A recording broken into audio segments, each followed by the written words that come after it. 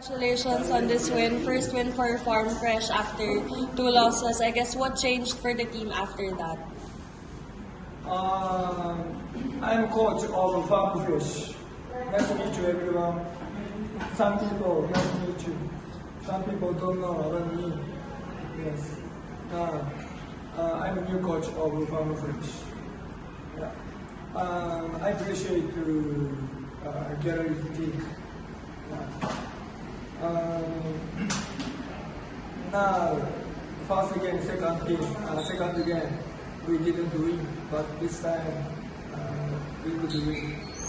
I'm too happy. Yes, but I appreciate Gary's team. And thank you so much now. Thank you so much, Bila, everyone here. Yeah. So, in the first time, in half months, yeah. But today just one win, but now my idea next game. Yeah. But we are everyone doing a good performance. Yeah. So today is happy, very exciting, fantastic day. Thank you, Coach. Trisha, best player of the game. Ayun nga, after a 0-2 start for Farm Fresh, ikaw pa personally, paano mo lang din motivate yung sarili mo to have the team get this victory? Siguro po yun, yung mga last 2 games naman namin. And maganda naman yung performance namin. Talagang yun nga, since bago pa yung bagong system, bago pa yung mga kasama. Pero kita yung hit na andun. So ngayon talaga, yung game out, talagang, dito, yung mga dapat natin ayusin, yung mga past few games yan namin. Talagang inayos namin sa blocking, sa pasa, sa defense, lalo sa communication. Kasi doon yung pinakapas talaga kami. And yung end game. Siguro ngayon, yun yung talagang fit repair namin dito sa Galvez. Kasi grabe nga rin yung defense nila, kahit na bagong team sila. So, ano lang, tinapatan lang din namin yung sila. Thank you.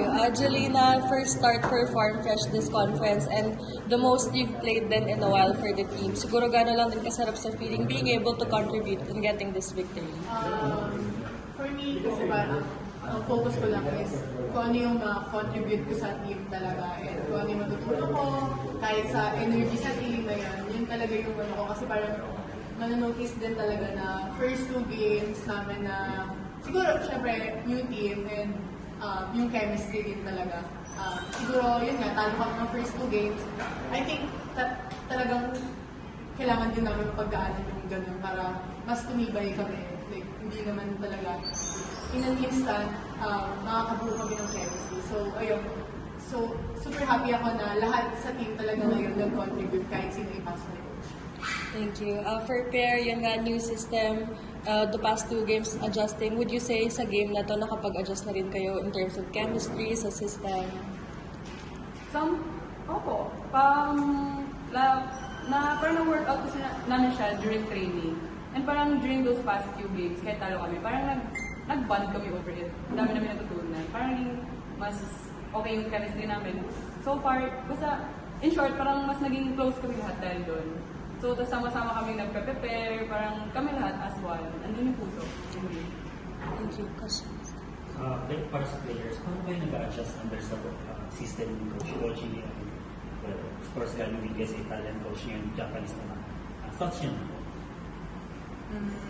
Under Coach Koji talaga, parang mostly naman ang training ng Pinoy din talaga, Asian training talaga. So, in terms of language din naman, madali rin naman intindihin si Coach Koji kasi parang he knows naman how to speak English talaga. And nandiyan naman din talaga si Ate Remy na talaga alam yung sistema ni Coach. So, nandiyan siya to help us. And ayun, naiintindihan din naman talaga namin si Coach. And yun nga, galing kami sa Italian na style.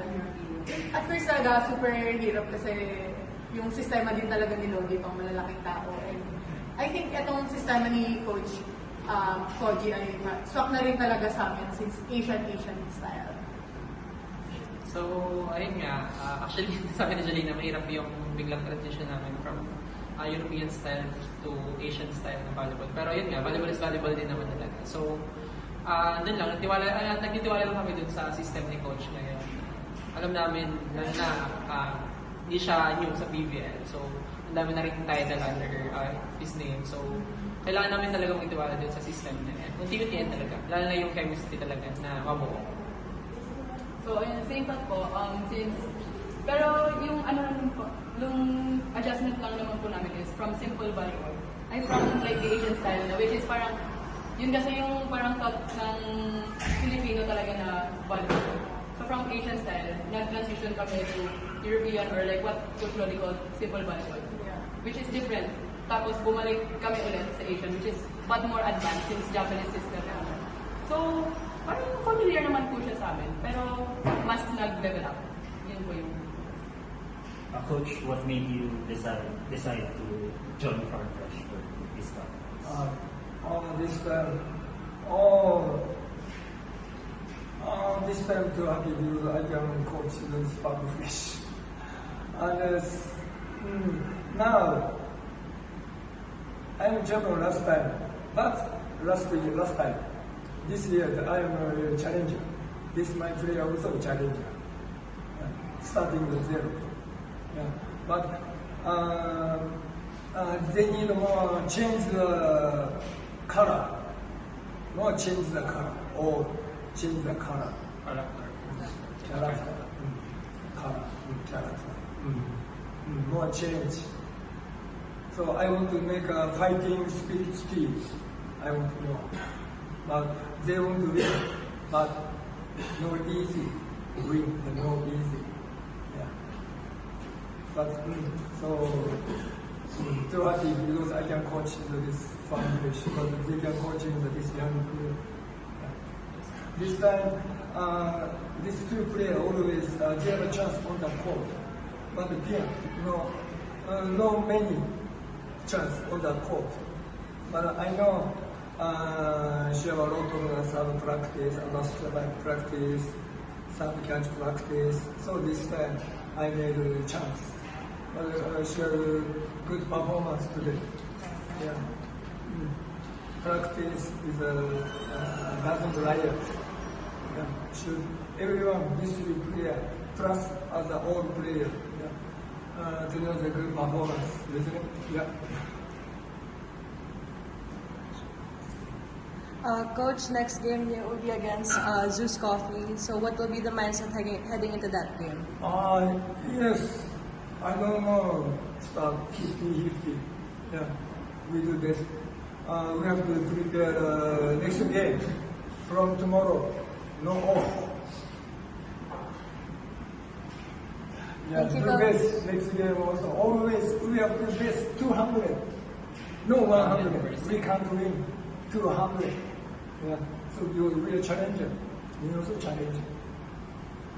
Thank you, Coach. Thank you. Guys. Okay, thank you.